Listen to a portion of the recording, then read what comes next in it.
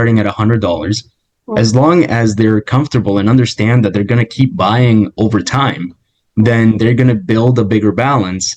And at one point in time, they're going to get to a point where they want the highest security.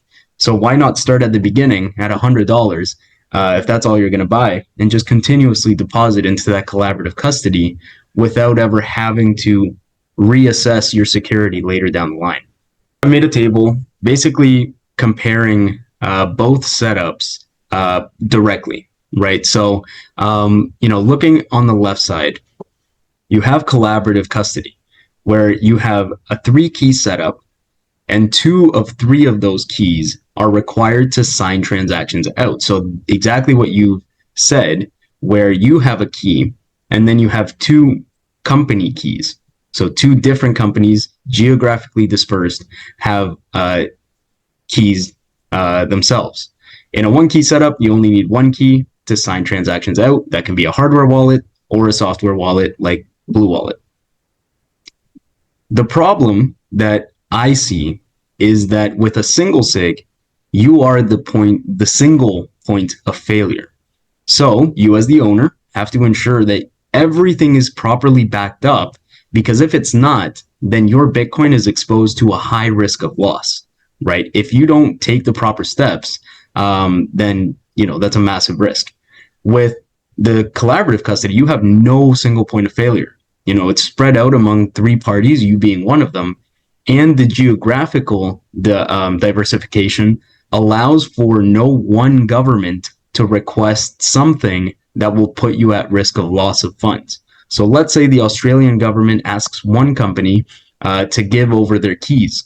Number one, that company's not going to do it. They're not going to comply with it.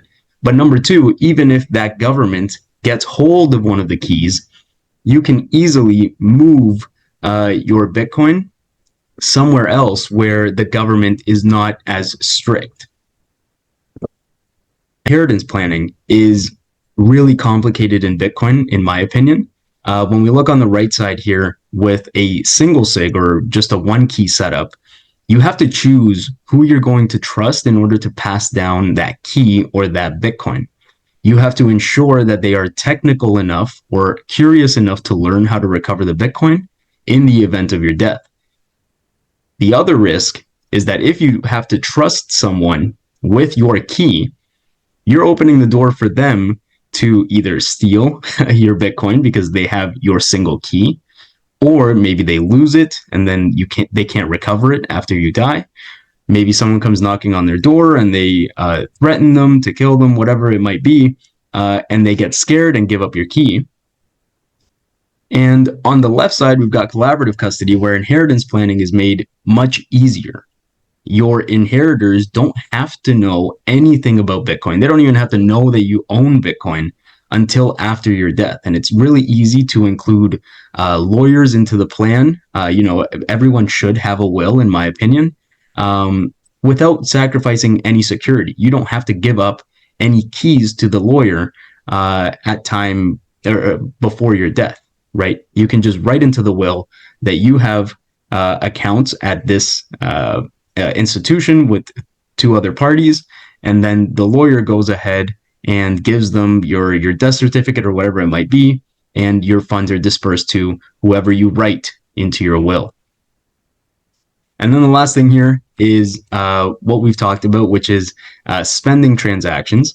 So with spending transactions on the right hand side with 1 key, you can spend completely permissionlessly with 1 key, because you don't have to ask permission to move your funds. You control the funds at all times. On the left side, you've got 2 keys that need to be used in order to unlock funds. So yes, you can sign a transaction right away, but there might be a slight delay in the key agent, the other party that has a key, to approve your transaction. The important thing here is that the 2 key agents, the 2 companies, cannot initiate a spend transaction. The only person that can initiate a spend transaction is you as the client. So that makes it a little bit better in terms of reducing a risk of collusion. So these 2 companies uh, thinking individually, coming together and stealing your funds is actually technically impossible because they cannot create a spend transaction unless you initiate it yourself as the client. So they can't do anything without you, um, you know, requesting it. But that is, I would say, what most people are concerned about. How hard is it to back up my key? How secure is my setup? Am I the single point of failure? How am I going to pass this down to my inheritors? How am I going to plan for my inheritance? And how easy is it to move funds in and out of my wallet?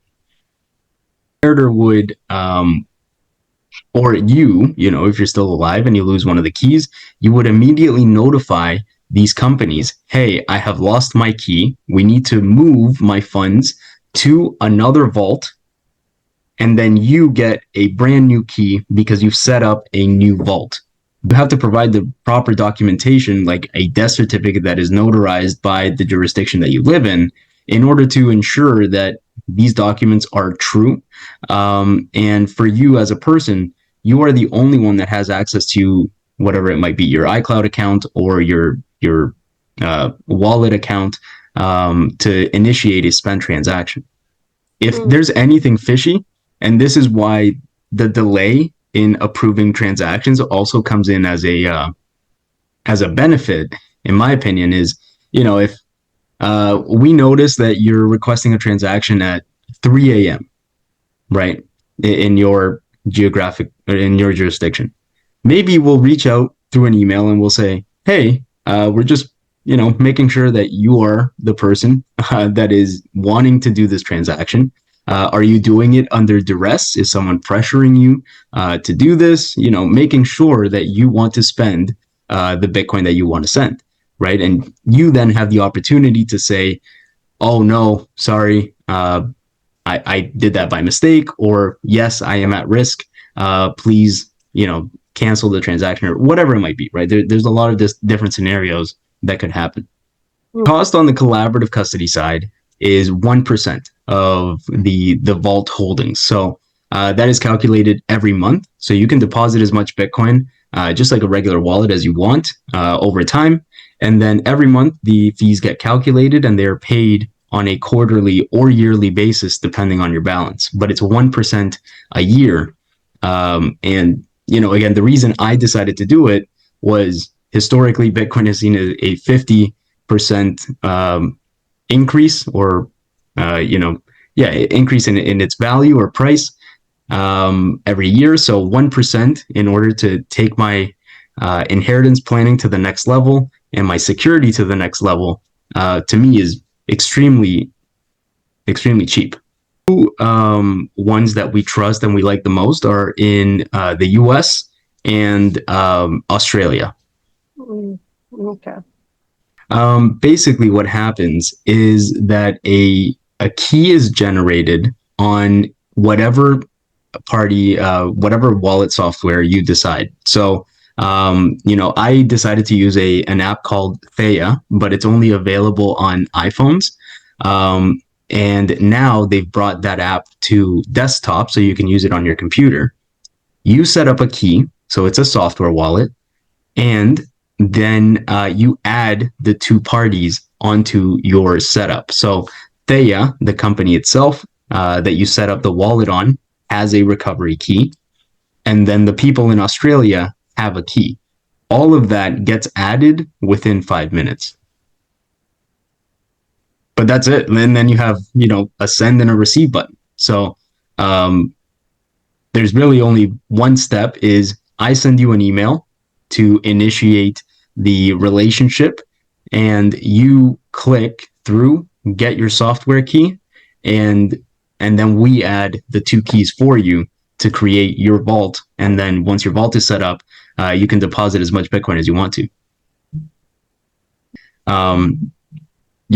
Depositing as much Bitcoin as you want to is a critical information piece, because I didn't decide to put all of my holdings with this collaborative custodian. I only put a portion of my coins with this custodian, right? So I split my security amongst different security setups. So I do still have a single signature wallet, but I do want an easy inheritance plan. So I have set aside some coins in order to, you know, pass it down to my inheritors at my death.